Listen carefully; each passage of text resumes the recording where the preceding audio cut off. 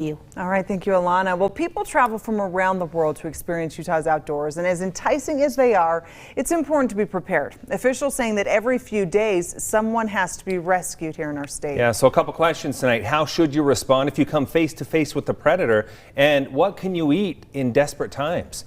To keep you safe, ABC4's Jared Jotnini spent some time with the survivalists. Wildlife. You might think this wide open space is a great idea to camp, but it's actually a game trail, and overnight, wildlife from a deer, moose, or mountain lion could be walking right through your campground. We love to see them, but from afar. I think here in Utah, most wildlife's going to avoid you, but if you startle something. As survivalist Eric Pearson walks this trail in Pleasant Grove, he's always looking down. Rattlesnakes, if you leave them alone, they're not going to bother you. While on our hike, we came across a baby rattlesnake.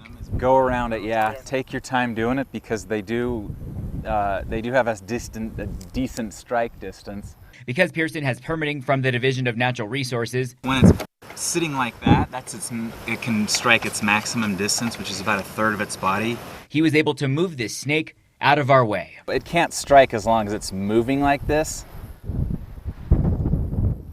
And they have heat-seeking pits under their cheeks, so. See, I'm not in a place to move, so. No, I'll get it before it gets to you. So I'm just gonna take it and move it somewhere where it'll. Hopefully go the other way. The U.S. Center of Disease Control and Prevention reports 6,000 to 8,000 people are bitten by a poisonous snake each year. A baby rattlesnake is particularly dangerous because of the toxicity amount in its venom. Pearson says if you end up in trouble, you need to know what to do. A compression bandage.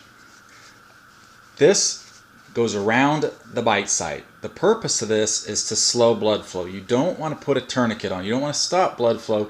You want the venom to dilute in your blood. That is a desert brown right here. Snakes aren't the only thing to be on the lookout for. In Utah, probably the scariest animal and the one I would absolutely stay away from is a moose. About 3,000 moose roam Utah's forests. Sometimes they'll charge if they feel threatened. We friends, right?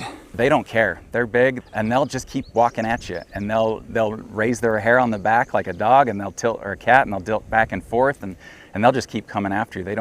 They're not afraid of you. Of course, wildlife can also play a key role in someone surviving. Dandelions flourish in Utah's wilderness. It's edible, and they taste like a sour or bitter carrot, but yeah, you can eat the whole thing.